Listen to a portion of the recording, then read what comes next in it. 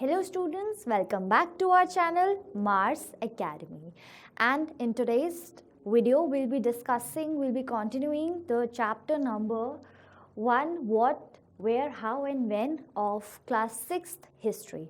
Okay, so in the previous video we have talked about how one can find about the past.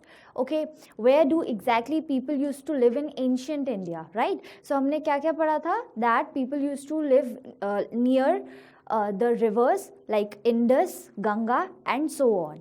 Okay, and the cities were developed near the rivers only, and few people were there who used to travel from one place to another in search of food, in search of other resources to survive on the earth. Okay, so in today's topic we will be discussing about the names of the land. Okay, the names of the land.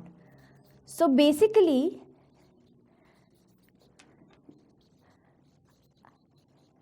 how names have been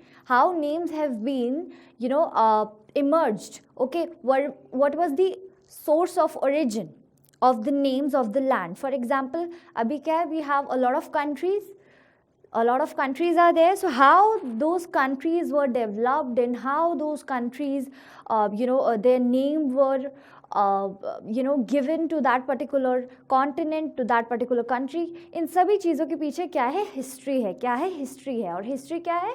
to study about the past. So history है, right? जैसे क्या होता है कि जितने भी आपकी countries है सबके नाम होते हैं एंड स्पेसिफिक क्या है, सबकी लोकेशंस होती हैं, बाकी फीचर्स होते हैं. सो नाम क्या है? वो भी एक कंट्री का फीचर होता है. ओके, सो जो अब हम इस टॉपिक में बात करेंगे वो है जो दो वर्ड्स यूज हुए थे हमारी कंट्री के लिए, for our country. Okay, that was India and Bharat. Okay, now the most important thing here is to understand that ये जो दोनों words हैं, okay, इनका origin कैसे हुआ था? origin कैसे हुआ था? who were the people who gave these two terms to our country? so अगर हम इंडिया की बात करते हैं, right? so इंडिया जो है वो कहाँ से आया था? it was originated from river Indus. The name was originated from river Indus. Okay, so अब आपने देखा होगा ग्रीस और Iran, right? So Iranians and the Greeks people what they did, sorry, Greece and जो आपके कहाँ से आए थे? ईरान से आए थे. तो उन लोग वो आए थे कब? 25,000 years ago. So when they came, उनके लिए क्या था? इंडस जो था एक बहुत ही प्रोमिनेंट रिवर था. क्या था? इंडस एक बहुत ही प्रोमिनेंट रिवर था. जैसे हमने प्रीवियस वीडियोस में भी we have studied that Indus was a very prominent place because people used to reside there, people used to live there. Okay, so similarly Iranians and for the people who were coming from Greece, they thought that they were familiar with Indus. Okay, so उन्होंने क्या करा? On that basis only what they did, they gave the name India to our country. Okay, और इसमें उन्होंने एक और चीज़ mention करी थी, हिंदूज और इंडोज. ओके, ठीक है. सो यहाँ पे क्या था? एक पर्टिकुलर डायरेक्शन थी ईस्ट ऑफ द रिवर. एक पर्टिकुलर डायरेक्शन थी ईस्ट ऑफ द रिवर जिसको क्या कहते थे? इंडिया बोलते थे. East of the river. ठीक है. So for Iranians and Greeks, Indus was the prominent and they were very much familiar with this particular river. Therefore, with the origin and with their one can say yes, with their knowledge and information which they gathered from Indus, they gave the term India. Okay, अब हम बात करते हैं जो हमारा दूसरा है, that is Bharat. अब ये टर्म कैसे क्या हुआ? ये टर्म कैसे हमारा इमर्ज हुआ? तो जो भारत है that was specifically used for a group of people who lived in the north west. Group of people who lived in the northwest. Okay, northwest. So उनको क्या कहा जाता था? उन सभी लोगों को भारत बोला जाता था, या फिर हम कह सकते हैं कि नॉर्थ वेस्ट में जितने भी लोग थे, नॉर्थ वेस्ट जो कंट्री का जो नॉर्थ वेस्ट डायरेक्शन थी, वहाँ पे जितने भी लोग रिजाइड करते थे, उन्होंने भारत टर्म को इमर्ज किया, ठीक है, मतलब कॉइन किया बेसिकली. सो ये जो हमारे दो टर्म्स है, आप देख सकते हो कि यहाँ क्या फ़र्क है. ये जो है ये different source of knowledge and information से इमर्ज हुआ है, और जो भारत टर्म है वो डिफरेंट सोर्स से हुआ है. अब भारत आप देखोगे हमारी ऋग्वेदा में भी है. ओके, ऋग्वेदा क्या है? हमारा सबसे ओल्डेस्ट वेद है, ये सबसे ओल्डेस्ट वेद है ये. ओके, सो ऋग्वेदा क्या है? सबसे ओल्डेस्ट हमारा क्या है? वेद है, जो 35 ईयर्स अगो पहले लिखा गया था. ठीक है, सो आप देख सकते हो कि एक ही कॉन्टिनेंट है, एक ही कंट्री है, एक ही कंट्री के दो अलग नाम हैं. अभी क्या है? That we called it as India, but उस टाइम पे क्या था कि एक ही कंट्री को दो अलग नाम दिए थे. ओके, एक ही कंट्री को दो अलग अलग नाम से जाना जाता था. So that was the important thing in this topic, जो हमने बात करी कि इंडिया का नाम जो एज अ हमारी जो कंट्री है उसमें दो टर्म्स यूज़ हुआ करते थे, और उन दोनों टर्म्स की रेफरेंस, उन दोनों टर्म्स का हम कह सकते हैं जो ओरिजिनेशन है, जो ओरिजिनेटिंग पॉइंट है, वो बहुत डिफरेंट है. ऑब्वियसली डायरेक्शंस मैटर करती हैं. ओके, जैसे यहाँ क्या है? ईस्ट ऑफ द रिवर है, और यहाँ क्या है? North west. नाउ जो हमारा नेक्स्ट टॉपिक है, जब हमने ये, अगर आप प्रीवियस वीडियो आपने हमारी देखी होगी तो उसमें हमने क्या डिस्कस किया था कि एक हेडलाइन दी थी. ओके, एक बच्चे ने हेडलाइन पढ़ी थी जिसमें लिखा था 1000 ईयर्स अगो. सो ये इन्फॉर्मेशन है. ठीक है, क्या है? ये इन्फॉर्मेशन है, और इन्फॉर्मेशन हमें कहाँ से मिली? हमें न्यूज़पेपर से मिली. सो सिमिलरली पहले की जितनी भी इवेंट्स होते थे, पहले के जितने भी आपके वॉर्स हुए हैं, हिस्टोरिकल इवेंट्स हुए हैं, वो सब क्या होता था? वो सब उस टाइम पे लिखे जाते थे, और वो जो लिखे जाते थे उनसे क्या हुआ? उनसे हम हिस्ट्री क्या कर सकते हैं? उनसे हम हिस्ट्री को रिकॉल कर सकते हैं कि एक्चुअली में हुआ क्या था. राइट. सो यहाँ पे क्या है? जो नेक्स्ट हमारा टॉपिक है that is finding about the past. Okay, अगर हमें कोई भी इंफॉर्मेशन चाहिए होती है, अभी के ज़माने की अगर हम बात करें, अगर अब हमें कोई इन्फॉर्मेशन चाहिए होती है तो हम क्या करते हैं? हम अपना फ़ोन निकालते हैं, लैपटॉप निकालते हैं, गूगल करते हैं, मे बी न्यूज़पेपर से, मैगज़ीन से, बुक्स से हम क्या करते हैं? हम उसे सर्च करते हैं. हम क्या करते हैं? हम उस नॉलेज को, हम उस पर्टिकुलर मैटर को क्या करते हैं? ढूंढने के लिए, उस चीज़ के बारे में ढूंढने के लिए क्या करते हैं? हम सोर्सेज देखते हैं. सोर्सेज क्या होती है हमारी? जैसे magazines, books, newspapers, net, Google सबसे बड़ा सोर्स है. ठीक है, नॉलेज प्रोवाइड करने के लिए.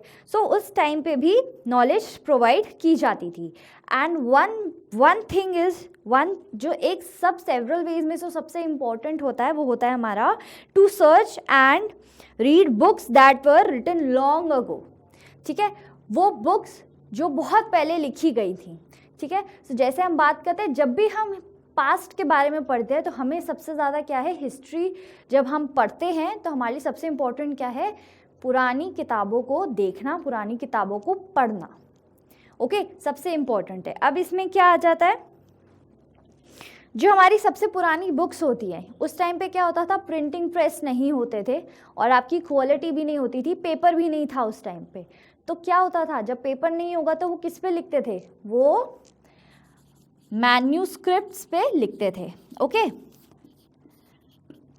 मैन्यूस्क्रिप्ट्स पे क्या होता था? They used to write on manuscripts. Manuscripts were made up of palm leaf और prepared from bark of a tree. ठीक है, ट्री के जो ट्रंक होता है उसके कुछ हिस्से को काट के उसके ऊपर लोग लिखते थे. तो मैन्यूस्क्रिप्ट्स में अगर आप मैन्यू देखो, that actually means handwritten. Okay, so अगर हम देखें मैन्यूस्क्रिप्ट्स क्या हैं? They are the handwritten books. Okay, they are the handwritten books. Okay, so सबसे पहला सोर्स हमारा क्या है? सबसे पहला सोर्स अगर हमें हिस्ट्री के बारे में, हमें पास्ट के बारे में जानना है तो वो है हमारा मैन्यूस्क्रिप्ट्स। जो सबसे पहला सोर्स है वो है मैन्यूस्क्रिप्ट्स। अब ये जो मैन्यूस्क्रिप्ट्स थे, क्या होता था? प्रिजर्व करने के लिए उन्हें मोनेस्ट्रीज में रखा जाता था, लाइब्रेरीज में रखा जाता था, ठीक है, वेरियस प्लेसेस में रखा जाता था, जहाँ पे क्या था, जहाँ पे वो सेफ एंड सिक्योर रहें। बट ज़रूरी नहीं है कि सारी मैन्यूस्क्रिप्ट्स सेफ एंड सिक्योर रहें, राइट? बिकॉज क्या होता था, जो जितनी भी मैन्यूस्क्रिप्ट्स थी, कुछ मैन्यूस्क्रिप्ट्स उनमें से क्या होता था, इंसेक्ट्स खा जाते थे, ओके, या फिर डिस्ट्रॉय हो जाती थी, और कुछ ही उनमें से बची थी। ओके, सो जो मैन्यूस्क्रिप्ट्स थी, जो कुछ बची थी, उनको एक सेफ प्लेस में जाके रख दिया गया। अब जो ये बुक्स हैं, इनमें क्या होता था, मैन्यूस्क्रिप्ट्स जो थी, they used to contain poems, okay, they used to contain information about the historical events, religious believes of history. जब वहाँ उस टाइम पे लोग किस चीज़ में बिलीव करते थे, उनके रिलीजन के बारे में, okay, and so on. So manuscripts का क्या काम था? बताना कि रिलीजियस बिलीव्स क्या हैं, लोग पहले कैसे जीते थे, क्या मेडिकल फैसिलिटीज़ थी, साइंस में कितना डेवलपमेंट हुआ था, ओवरऑल लोगों की लाइफ में क्या इम्पैक्ट पड़ता था जब भी कोई हिस्टोरिकल इवेंट होता था, या लोग एक जगह से दूसरी जगह माइग्रेट करते थे तो उनके लाइफस्टाइल में, हर चीज़ में क्या चेंजेस थे। Okay, so manuscripts basically they were written in Sanskrit. Most important was they were written, जो लैंग्वेज थी जिसमें वो लिखते थे वो मेजरली हमारा संस्कृत ही होता था। ओके, लैंग्वेज जो थी हमारी वो संस्कृत यूज़ होती थी जब कोई भी मैन्यूस्क्रिप्ट्स लिखता था इन दी एंशिएंट टाइम।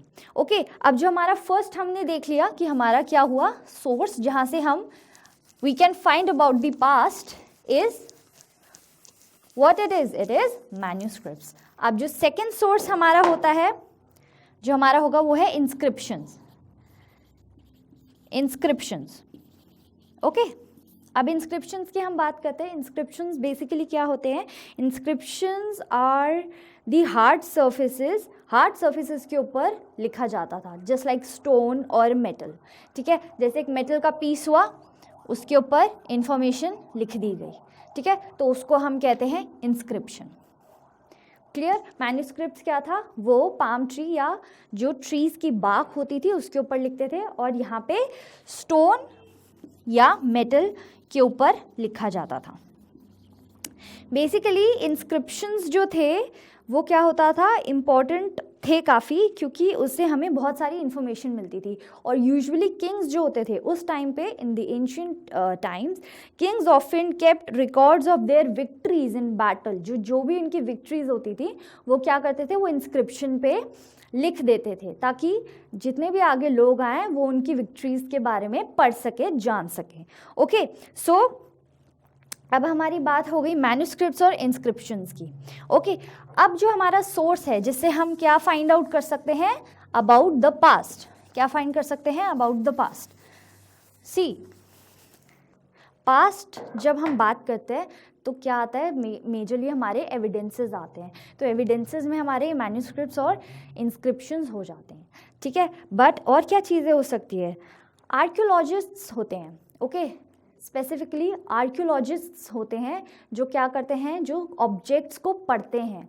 अब ऑब्जेक्ट्स में आपका मैन्यूस्क्रिप्ट, इंस्क्रिप्शंस आ सकता है, और आपके ऑब्जेक्टिव्स आ सकते हैं बिल्डिंग्स, पेंटिंग्स, ठीक है, पेंटिंग्स, बिल्डिंग्स, इन सबको वो क्या करते हैं, इन सबको स्टडी करते हैं कि बिल्डिंग में अगर फॉर एग्जाम्पल एक आर्किटेक्ट को, वो एक आर्किटेक्ट को फॉलो करते हैं, एक आर्किटेक्ट जो पैटर्न को फॉलो करते हैं, ठीक है। लाइक मिडीवियल पीरियड है, एंशिएंट पीरियड है, जब हम हिस्ट्री को डिवाइड करते हैं बहुत सारे पीरियड्स बनते जाते हैं, तो उन पीरियड्स में कैसे लोग क्या करते थे, बिल्डिंग्स बनाते थे, कैसे टेम्पल्स बनाते थे, या कैसे बाकी जो जितने भी हमारी हिस्टोरिकल प्लेसेस हैं उन्हें वो कैसे बनाते थे, क्या क्या चीज़ें यूज़ होती थी, क्या क्या चीज़ें नहीं यूज़ करते थे, उनका बेसिक लाइफस्टाइल क्या था, वो कैसे रहते थे, वो अपना किंगडम कैसे चलाते थे, जो किंग्स थे उस टाइम पे। तो ये सब चीज़ें कौन पढ़ता है? आर्कियोलॉजिस्ट्स।